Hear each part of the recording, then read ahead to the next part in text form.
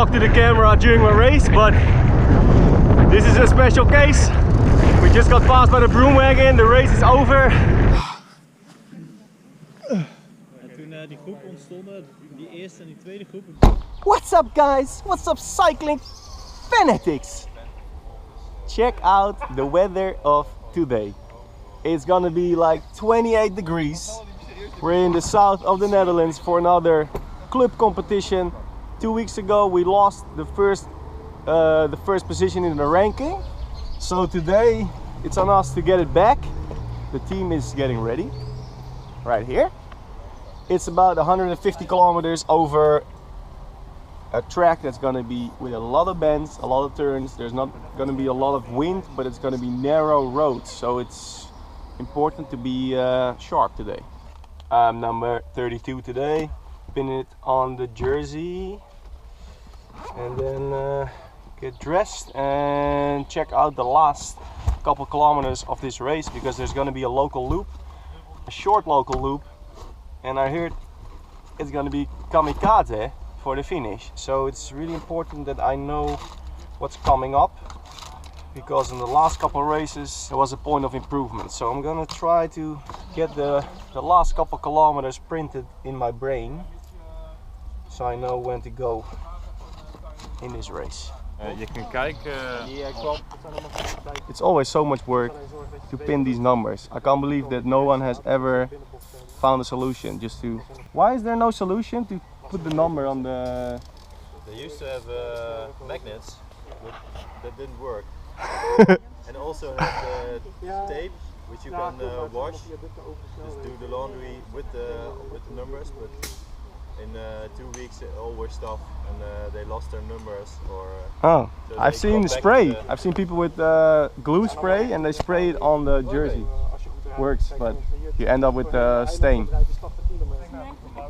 That's the team of Groningen, which took the first spot on the ranking 2 weeks ago in the previous club competition. I think they have another strong team today. I see Martijn Keizer and Sven Kramer, the Olympic multiple champion on the ice skates. Alright, getting ready. Half an hour to the start.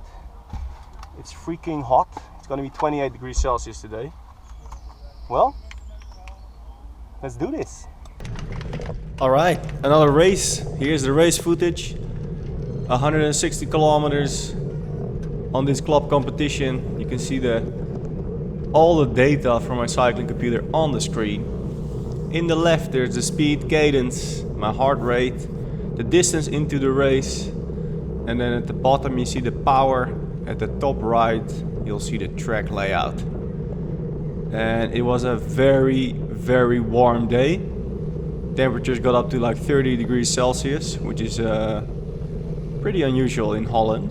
So not really used to racing in these temperatures. We were drinking a lot and there was a lot of support along the side of the roads with extra water bottles. Right now we're still in the neutralized start of the race.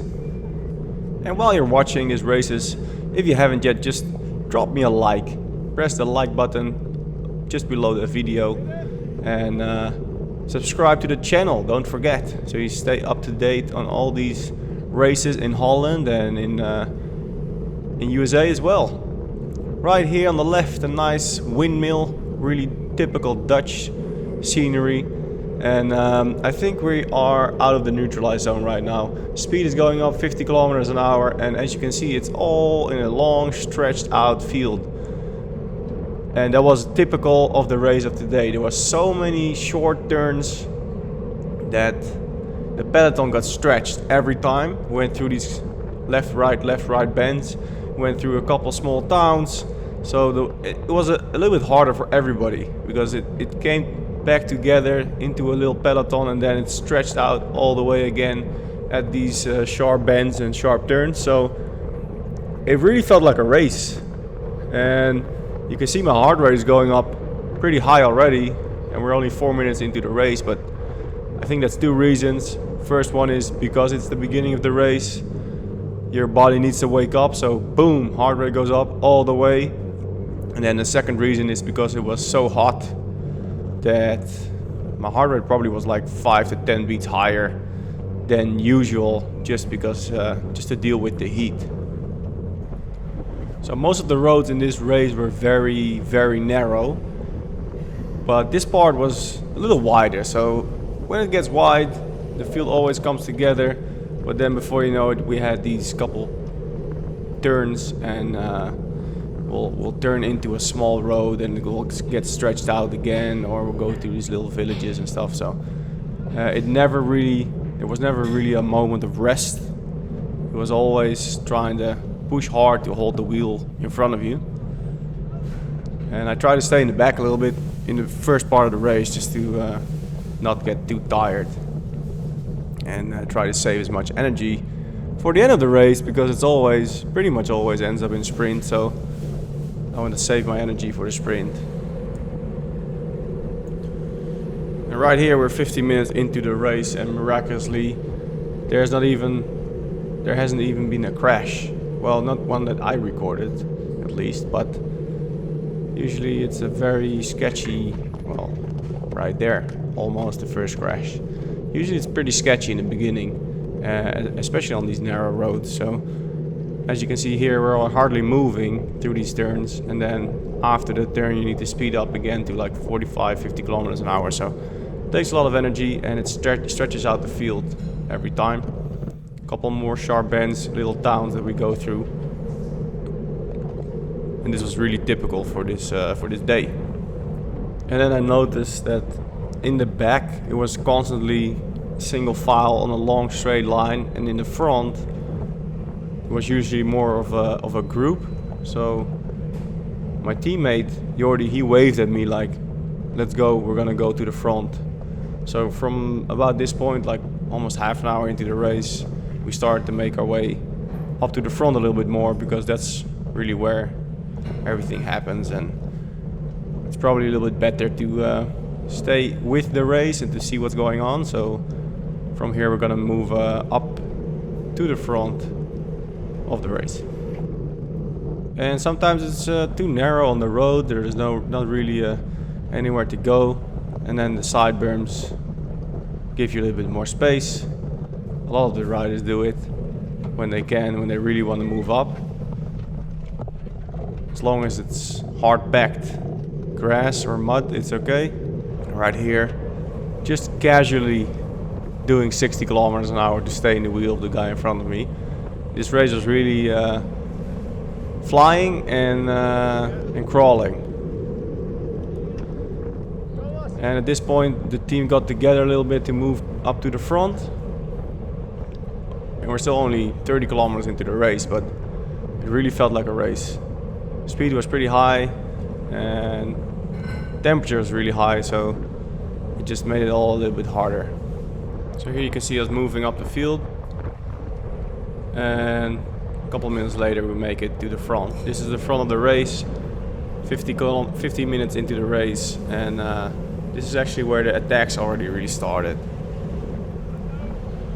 I wasn't really planned to be in an early breakaway, but I was in the front of the pack and there was a couple guys attacking, so I decided I was gonna go with a couple moves to see what's gonna happen, and if I would end up in a breakaway, fine, I would just deal with whatever I got. But it was still less than an hour into the race, so I didn't really expect anything to really stick, because everybody's still pretty fresh, and all the attacks would just be brought back. So here we are, half an hour later, and the attack game is still going on. Still in the front, still moving, still jumping on a couple wheels. And I try to attack myself for once. There's a couple guys up the road, but they're already stalling. And then a couple guys are following me, so at the end nothing really happened.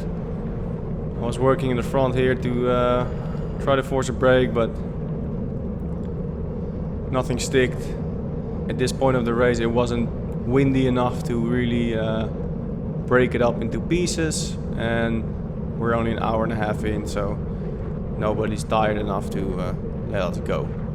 So after I did some work in the front, I decided to to fall back a little bit through the field and try to recover a little bit, get some food. I haven't really had any time to eat. Get some food, drink a little bit more, and before I knew it, there was a couple cars passing us. I was like, what's going on? And I didn't notice, but further up in the field, everything split into 3 big pieces. So without me seeing it, I was cut off with a group behind the peloton, and right now I'm in a really bad position in this race. And I made my way up to the front of this group, and I couldn't even see the peloton. It was too far. I saw a couple team cars, and I was just totally flabbergasted. I didn't know how this could have happened. It was basically I was in the wrong position in the wrong time of the race, and the worst thing is I was with 2 other teammates. We're all in the back of this race with, I don't know, a group of 10 to 15 riders. We never really got organized, so right here most of the guys are pushing, but it stopped pretty quick, where half of the group were just following. They either were too tired or they were hoping that the peloton would slow down and everything would get back together by itself, but that never happened. So we start chasing the peloton with a couple guys in front pushing hard, and the gap only got bigger and bigger. So the wind this day was from the east, and from this point on we were basically riding towards the east all the way back to start finish. So we were riding against the wind with a group of 10 riders trying to catch up with a peloton of 100 riders. We're basically outnumbered 1 by 10, and especially going into the wind, it's so hard to get a high pace where you're not with a peloton, and drafting in the peloton makes such a big difference. And our pace was getting slower and slower. The group was not working together anymore, so I figured this was going to be a training. It's going to be a training ride, so I started to go to the front a little bit more, take some long pulls, and just try to push and see if we could even make it to the finish. I was already thinking about possibility that we're going to take out the race because the broom wagon is going to be behind us somewhere. So pretty bad position at the moment, and it's 2.5 hours into the race, roughly 110 kilometers. We should have been riding another 50, but that didn't happen this day. And then right here comes the moment where the broom wagon comes along, waves his hands, bye bye, and that's it. We need to find our way back to the start finish ourselves, and we're back to being normal cyclists. I usually don't talk to the camera during my race, but this is a special case. We just got passed by the broom wagon, the race is over. At some point of unattendance, we got split from the peloton, and we've been battling for the last hour to keep up, but we failed. So now we've been passed by the broom wagon. We're just random cyclists on the road. So we're back on the bike lane, and the road is back in traffic. And I guess we're just gonna take the shortest route back to the start. Ja, het ook. En toen die groep ontstonden, die eerste... Hij zat in die achterste groep en toen dacht ik van, hey kut man, jij ook hier. Jij zit ook in dit kutschuitje. Ja, ik was het. En ik denk, nou, misschien kan jij hier nog wel een beetje met mij samen een beetje rijden, maar ik zag jou niet meer. Gewoon gaar. Ja. Kijk dan, zweet. Het is gewoon ineens brak het gewoon. Kut. So from 5 riders in the team, there's already 4 that dropped out of the race. Only 1 guy is still in the race. he's about to finish. Unfortunately, 3 riders count for the points in the competition, so not a very good day for our team. I'm still kind of confused what happened. I was in the front battling for an attack, and then nothing happened, so I fell back through the peloton. I was like, I'm just gonna chill a little bit.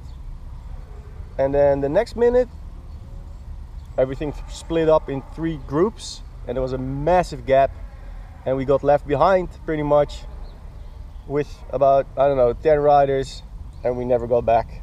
So until the broom wagon comes along and he says, bye, you're out of the race, and then it's over.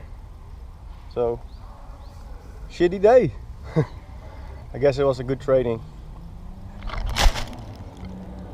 The one and only that finished today. Thomas Ruigerhoff. Thomas! Woohoo! Woohoo! The beginning of the race he told me, dude, did you record me in the back of the peloton because my dad is going to be mad at me. I think today Thomas's dad can be proud. Ja, ik zat samen met Nick. He's the only one that finished.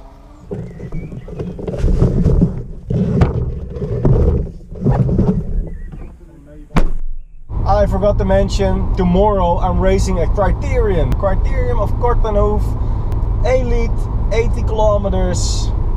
Yeah, now I still can. I'm gonna race. Maybe this is gonna be the last race for a while. And I have to check how my legs feel tomorrow morning. But the plan is, tomorrow I'm racing a Criterium. Alright guys, it's a wrap. Racing comes with ups and downs, so better luck next time. Make sure you subscribe to the channel. I'm gonna see you next time. See ya! Jeetje, dus vandaag heb je de bezemwagen gered. Ja. Er waren er 2 zelfs. Is ook nog eens een nieuwe, hè? Eén moment denk je, ik ga winnen. Ja. En dan ineens denk je, hè? Ik zit gewoon in een groepje en ik kom nooit meer erbij.